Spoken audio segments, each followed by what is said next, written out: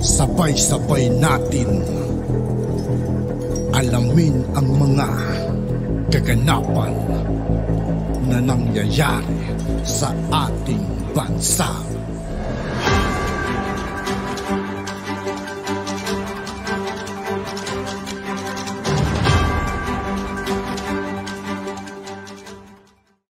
Yo, what's up mga kaibigan? This is I2K po again. Ngayon nandito ulit tayo sa channel ni Pinas News Insider. Dito ulit tayo magbibigay ng komento at reaksyon. Kaya samahan nyo guys, let's go!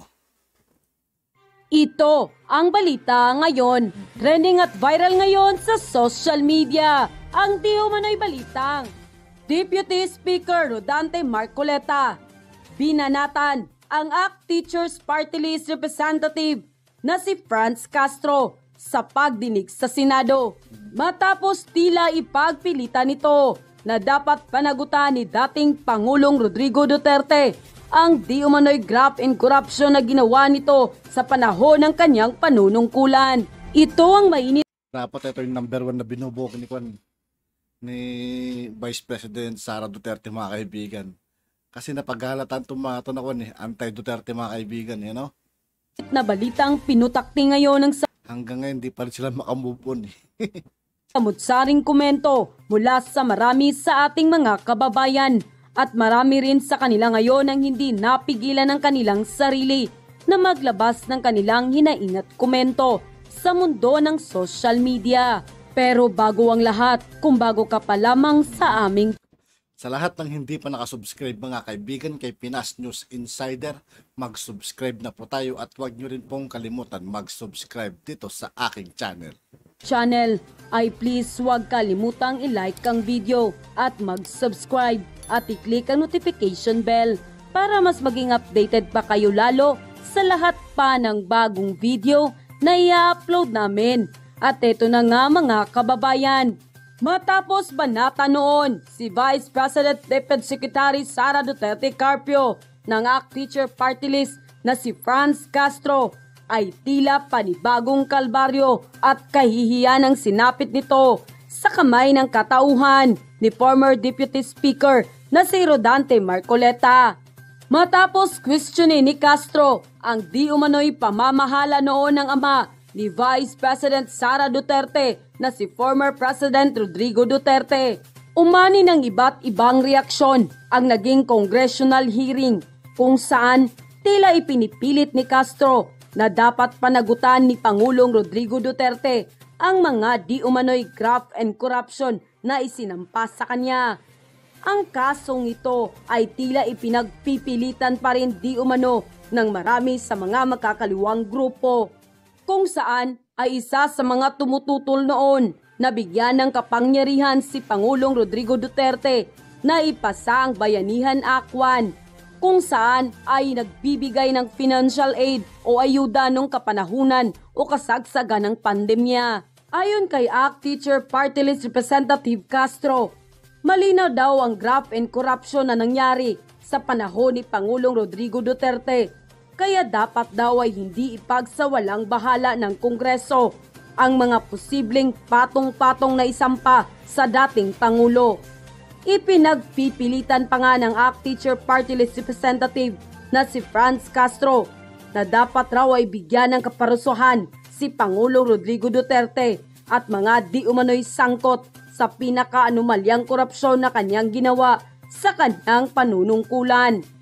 Ngunit ayon mismo kay Deputy Secretary Rodante Marcoleta, ito'y pawang kasinungalingan at imbento lamang dahil laging malinis ang pamamahala ng dating Pangulo hanggang sa manalo si President Bongbong Marcos. At ayon pa kay Deputy Speaker Rodante Marcoleta, tila wala ng saysay ang mga akusasyon ng mga miyembro ng Makabayan Bloc o kabilang na si Castro na mukhang hindi raw na dapat sinisibak na lang sa itong Castro ng mga kaibigan, ano? Adala ng tirahin nito si Vice President Deputy Secretary Sara Duterte Carpio at utusan pang mang-hire ng 30,000 public school teachers. Samantala, hindi naman mapigilan ng marami sa ating mga kababayan na magbigay ng kanilang hinaing at komento.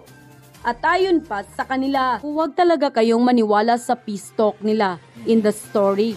Lagi lang nilang ginagamit ang pistok pangututo lang sa gobyerno. Dilat na ang mga taong bayan. Huwag kayong magsasalita dahil puro kasinungalingan, Castro. Umalis ka na dyan. Wala kang nagawang mabuti. Nagawa sa bayan. Hindi na ba talaga kayo titigil? Mga kaliwaan kayo ang magaling na gumagawa ng hokus-pokus. Kung ano pang anomalya.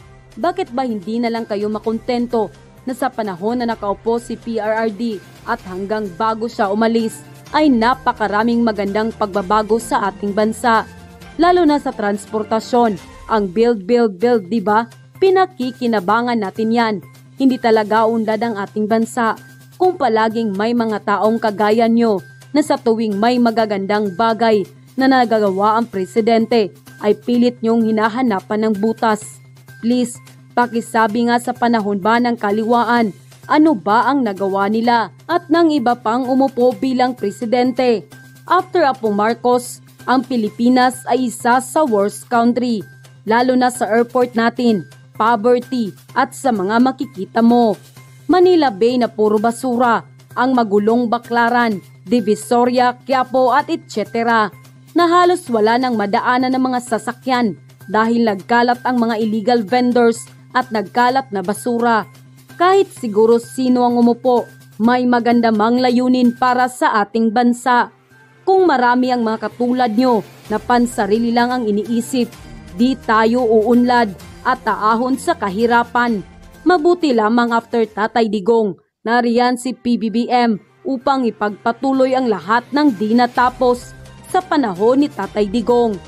Let's cooperate na lang para di naman sa atin na mga Pilipino ito. Walan ko lang po dun sa usapin ng peace talks dahil naglabas po ng pahayag yung National Democratic Front saying na open daw po uli sila na makipag-usap sa pamahalaan kung bukas din yung gobyerno tungkol dito.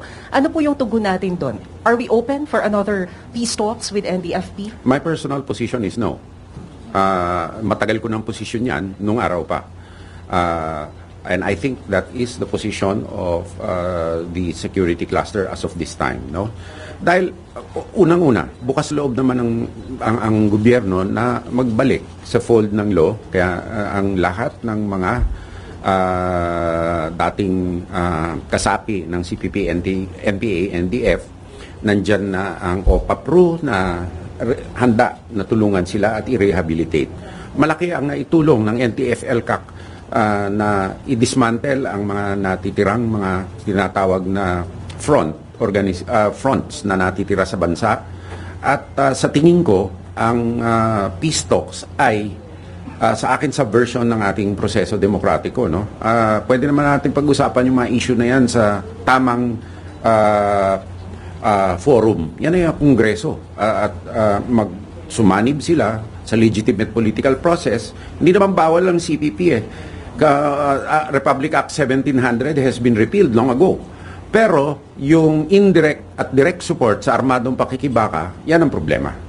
So to me, there's no such thing as, it's an oxymoron, ano, yung legal front. Walang legal na front. Ang front ay illegal. No? So if that's the case, sir, how do we intend to deal with the CPP-NPA? I mean, ideologically, to me, it's a farce.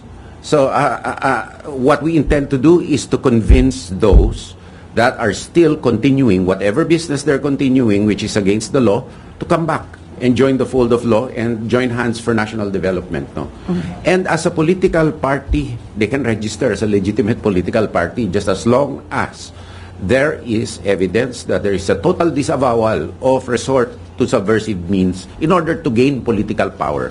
All of these theories, Marxism, etc., these are political theories, and the end is to gain political power.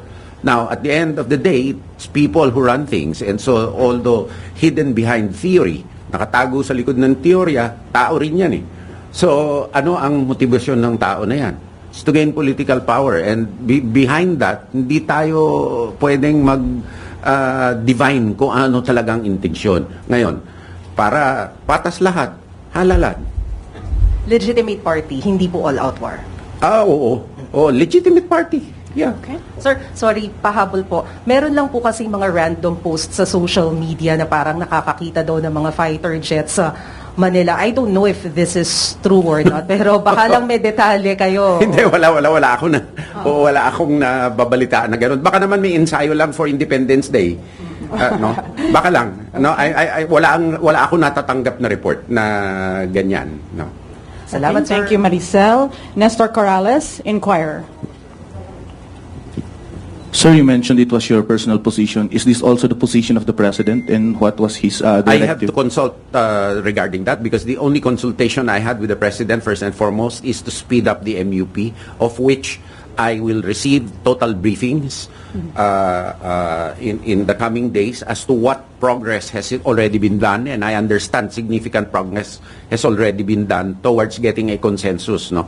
And I have to commend Secretary Galvez and the economic team for the stellar work that they have done. I will put in definitely my 2 cents worth regarding my views on the sustainability of whatever scheme is given, giving due regard also to the invaluable contributions of those who served our country selflessly. No?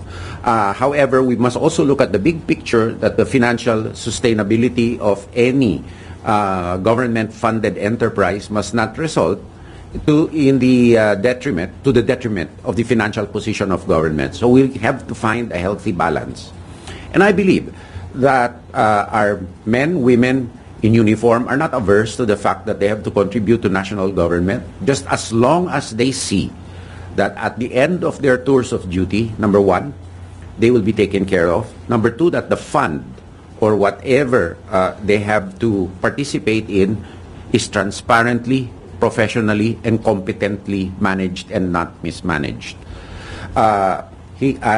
Also, the military is still a very attractive proposition for a young person to have a career, because there are non-monetary benefits that you can get, like free medical care, continuous skills training, educational opportunities, and the like. As a matter of fact, what we want to make sure also is that they are re-employable because of their specific skill sets in the private sector after. And thus, one of really my programs, as you may have heard yesterday, I start first with my own agency, the Department of National Defense, that we need to upgrade our skill sets in the organization. I learned yesterday we only have a plantilla of about 320 or so. And the fill-up rate is quite low because of the unattractive salary rates. Can you imagine, we're managing a stakeholder base of almost 1 million pesos and 125 billion or so assets under management. Can't do that with 320 people, you know, and without capital outlay. So I really would want to focus on organizational development on a sustainable basis to motivate our people, both in all agencies of the government, under my watch, and to develop specific educational and skill sets. Because as you know, you're journalists, a lot of happenings, a lot of things are evolving, and a lot of challenges are evolving. We have to create a security structure that does not only mean the armed forces, but also the civilian managers, the resource managers, the program managers, the lawyers, that will be able to address the unforeseen challenges that we may face in the future. Okay. At yun na nga mga kababayan. At yun nga po mga kaibigan, dito po nagtatapos ang ating reaction video. Muli ako po si I2K ng Sundalo ng Dunggalo at 811. Maraming salamat sa patuloy na pagsuporta. Yeah, peace out.